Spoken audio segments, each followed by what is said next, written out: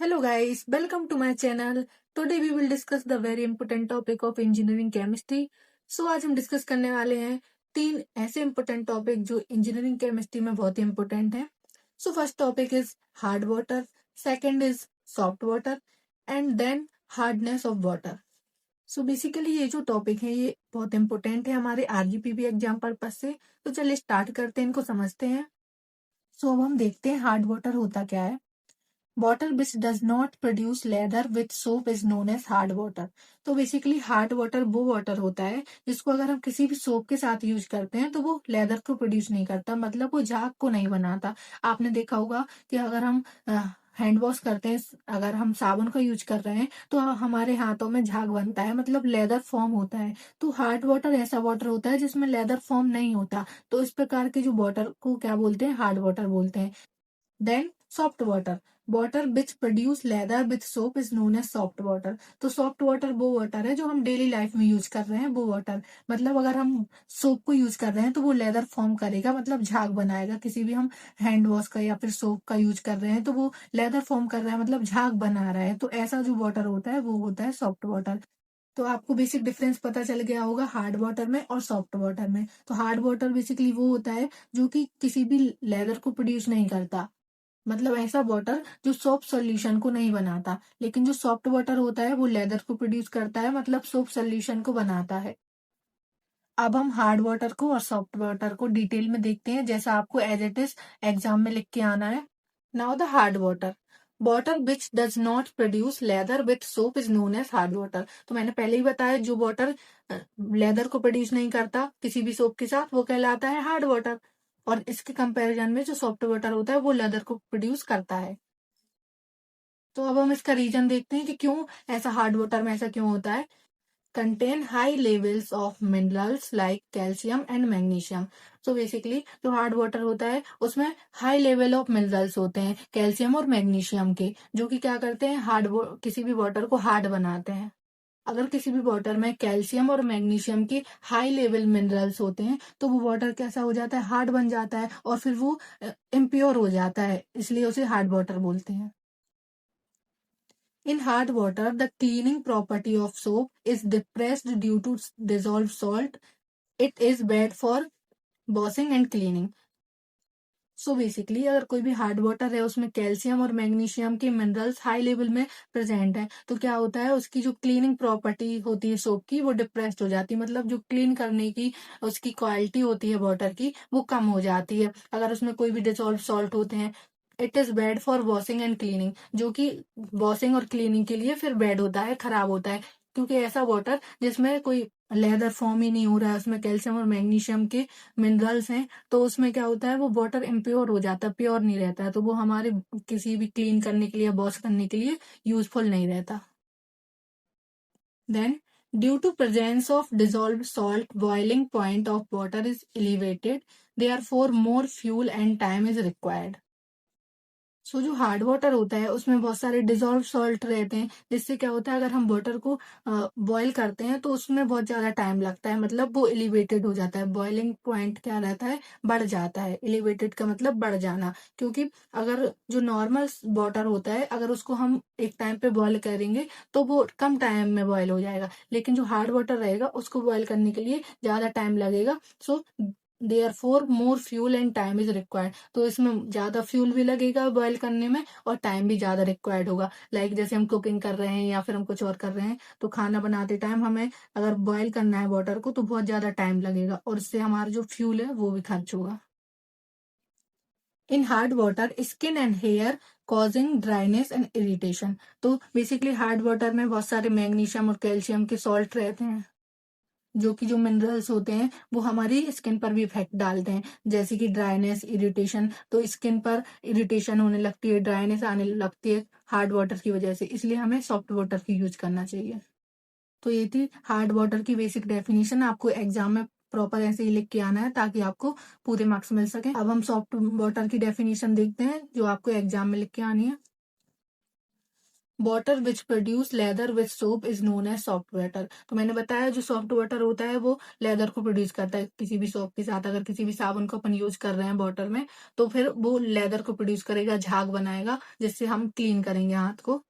तो बेसिकली जो soft water होता है वो नॉर्मल वाटर होता है जो हम कुकिंग में यूज करते हैं, खाने पीने में यूज करते हैं, वॉशिंग में यूज करते हैं, जो कि क्या करता है अगर हम उसको सोप के साथ यूज करें तो वो लेदर प्रोड्यूस करता है। Contains low level of minerals, मतलब इसमें बहुत कम मात्रा में, बहुत कम क्वांटिटी में मिनरल्स होते हैं जो कि हमारे वाटर पे कोई इफेक्ट नहीं करते। In soft water the cleaning quality of soap is not depressed, hence it is good for washing and cleaning. तो इसकी जो क्लीनिंग क्वालिटी होती है वो डिप्रेस नहीं होती क्योंकि इसमें बहुत लो लेवल ऑफ मिनरल्स होते हैं। इसमें कुछ ऐसे हाई लेवल मिनरल्स नहीं रहते जैसे हार्ड वाटर में होते हैं कैल्शियम और मैग्नीशियम के मिनरल्स जो कि वाटर को इफेक्ट करते हैं। लेकिन जो सॉफ्ट वाटर होता है इसमें बहुत लो मिनरल्स यूज होते हैं जिससे किसी भी वाटर की जो क्वालिटी होती है वो डिप्रेस नहीं होती, मतलब क्लीनिंग क्वालिटी डिप्रेस नहीं होती। इससे क्या होता है वॉशिंग और क्लीनिंग बहुत अच्छे से हो जाती है इसकी। ये वेरी गुड होता है वॉशिंग और क्लीनिंग के लिए। Than less fuel and time is required for cooking and boiling. तो अगर हम बॉयल करेंगे या कुकिंग करेंगे तो इसमें लेस फ्यूल भी यूज होगा और टाइम भी हमारा बच जाएगा क्योंकि इसमें ऐसी कुछ मिनरल्स नहीं होते हाई क्वालिटी जो हमारे वाटर को इफेक्ट करें, और ये फिर क्लीनिंग और कुकिंग एंड बॉइलिंग सबके लिए बहुत अच्छा होता है। In soft water skin and hair feeling smooth and moisturise, और इससे हमारी जो स्किन होती है इस पे भी कोई इफेक्ट नहीं होता। इससे हमारे जो हेयर और स्किन होती है वो स्मूथ रहती है, मॉइस्चराइज रहती है। और इन कंपैरिजन हार्ड वाटर में हमने देखा था कि स्किन ड्राई हो जाती है, इरिटेशन होती है। लेकिन जो सॉफ्ट वाटर होता है ये बहुत अच्छा होता है हमारी स्किन के लिए, हेयर के लिए, जो कि हमारे लिए फील कराता है स्मूथ और मॉइस्चराइज रखता है हमारी स्किन को। नाउ अब हम डिस्कस करते हैं हार्डनेस ऑफ वाटर। तो बेसिकली हार्डनेस ऑफ वाटर क्या है, एक कैपेसिटी है। मतलब वाटर में अगर वाटर ज्यादा हार्ड है तो उसकी हार्डनेस ज्यादा होगी, और अगर वाटर हार्ड नहीं है मतलब वो सॉफ्ट है तो उसमें उसकी जो हार्डनेस होगी वो कम होगी। तो वही होता है basically hardness. Soap consuming capacity of water is known as hardness of water. तो जो सोप को कंज्यूम कर रहा है मतलब लेदर फॉर्म नहीं कर रहा है तो वो जो कैपेसिटी है वो कहलाती है हार्डनेस ऑफ वाटर। इसके हमने 2-3 पॉइंट लिखे हैं। Hardness is a property of water which prevent lathering of soap. Prevent मतलब रोकना। तो जो हार्डनेस होती है वो एक ऐसी प्रॉपर्टी है जो जो सोप में जो लेदर बनता है उसको रोकती है। तो बेसिकली हार्ड वाटर भी सेम होता है कि जिसमें लेदर फॉर्म नहीं होता। तो बेसिकली जो हार्डनेस होती है वो एक कैपेसिटी होती है जो सोप को कंज्यूम करती है, मतलब वो लेदर फॉर्म होने से रोकती है। अब हम अदर वर्ड में देखते हैं। In other word presence of impurity of carbonate, bicarbonate, chloride and sulphate and calcium और magnesium and other heavy metal is known as hardness of water.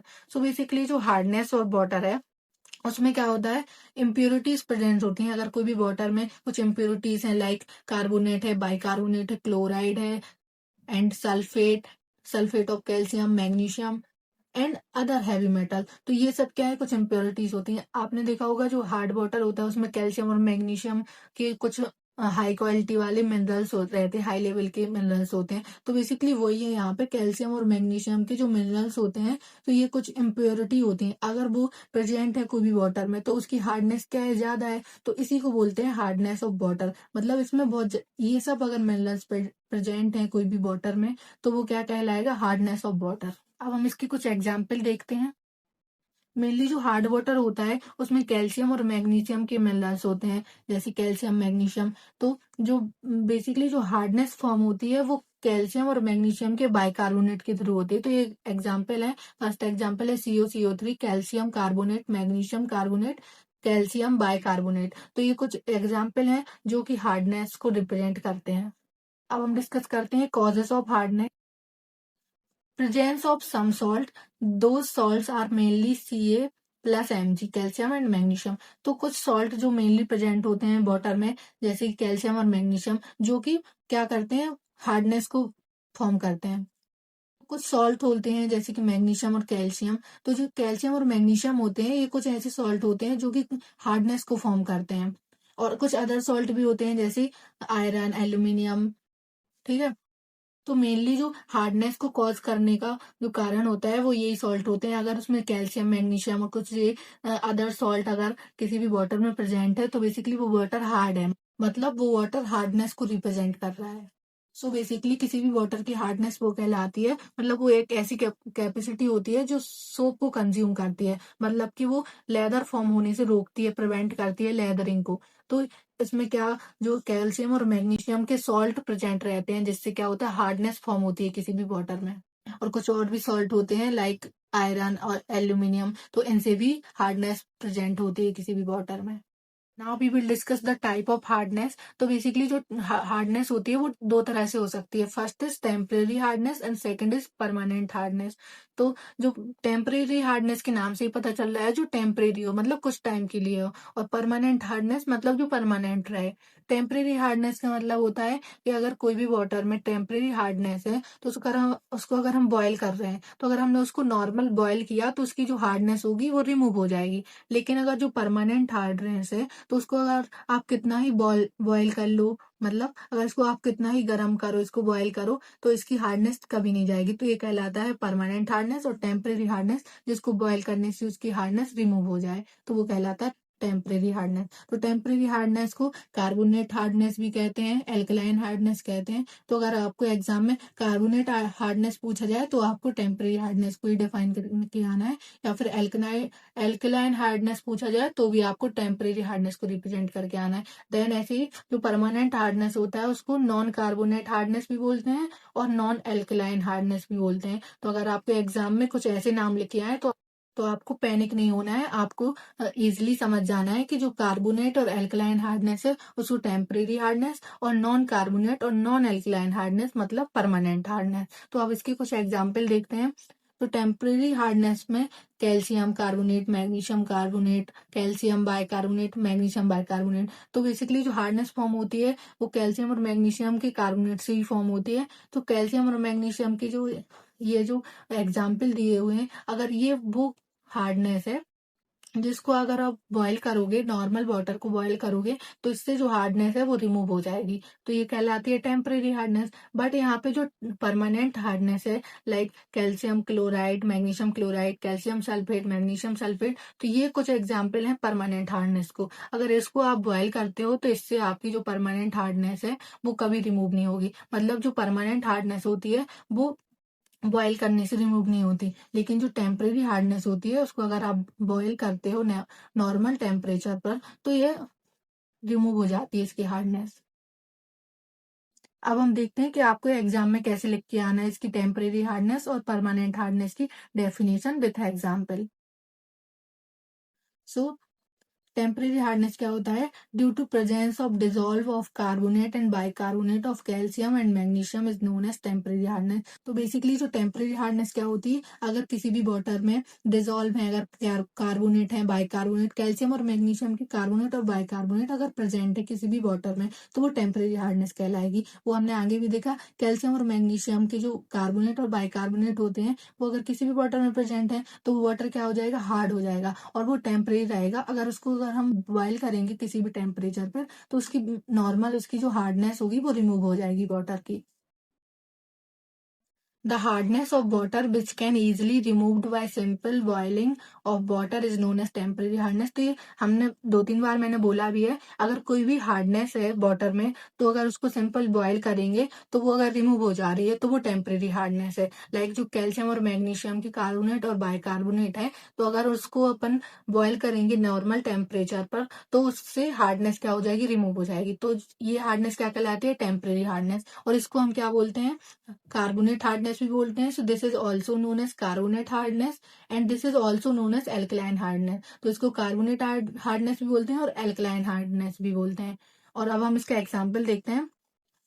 Calcium carbonate, magnesium carbonate, calcium bicarbonate, magnesium bicarbonate. तो ये क्या है, चार example हमने ये लिखे हैं जो आपको एग्जाम में लिख के आने हैं एज इट इज।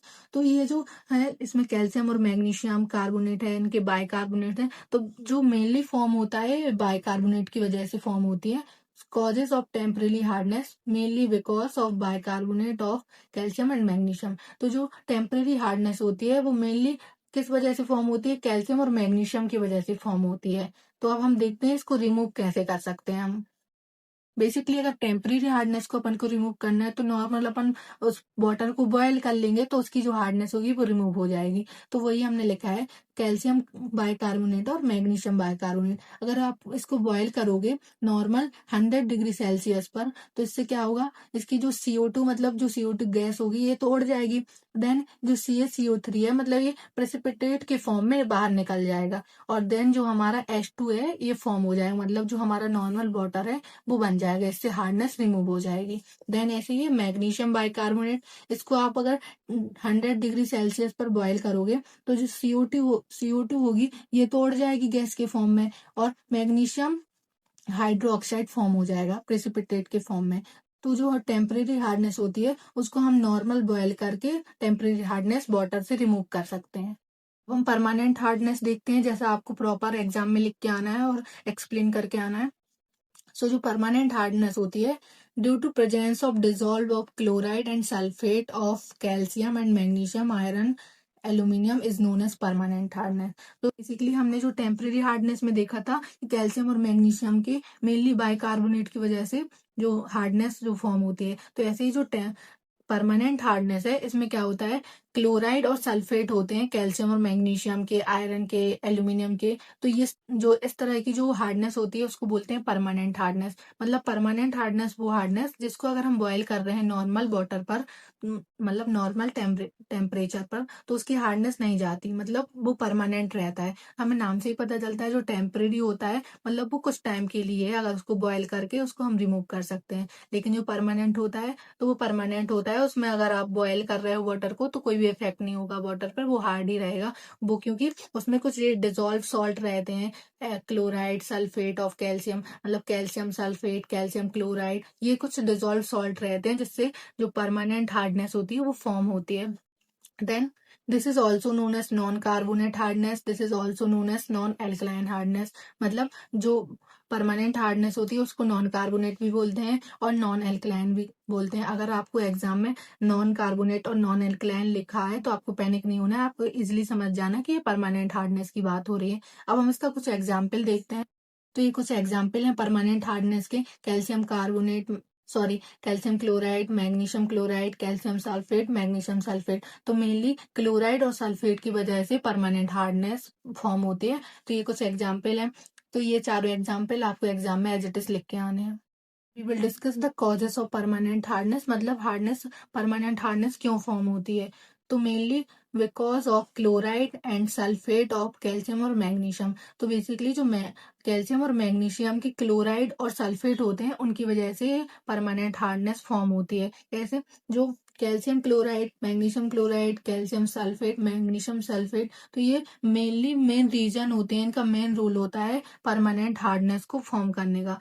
कुछ और भी सॉल्ट होते हैं जैसे कि ये, तो ये सॉल्ट जो होते हैं ये निग्लेजेबल होते हैं, मतलब ये वाटर में अगर प्रेजेंट है तो ये ज्यादा इफेक्ट नहीं डालते। बट ये जो सॉल्ट होते हैं कैल्शियम क्लोराइड, मैग्नीशियम क्लोराइड, इनका मेन रोल होता है, अगर ये वाटर में प्रेजेंट है तो मतलब यहाँ परमानेंट हार्डनेस है, और इसको अगर आप वाटर को अगर बॉयल भी कर रहे हो तो ये रिमूव नहीं होगी। तो बेसिकली आपको डिफरेंस समझ में आ गया होगा, जो टेम्परेरी हार्डनेस होती है उसको आप बॉयल करके रिमूव कर सकते हो, लेकिन जो परमानेंट हार्डनेस होती है वाटर को, उसको आप बॉयल करके रिमूव नहीं कर सकते। तो फ्रेंड्स, अगर आपने अभी तक हमारे चैनल को सब्सक्राइब नहीं किया है तो प्लीज सब्सक्राइब करें, और इसके आगे के टॉपिक्स को हम नेक्स्ट वीडियो में कवर करेंगे। Thank you so much.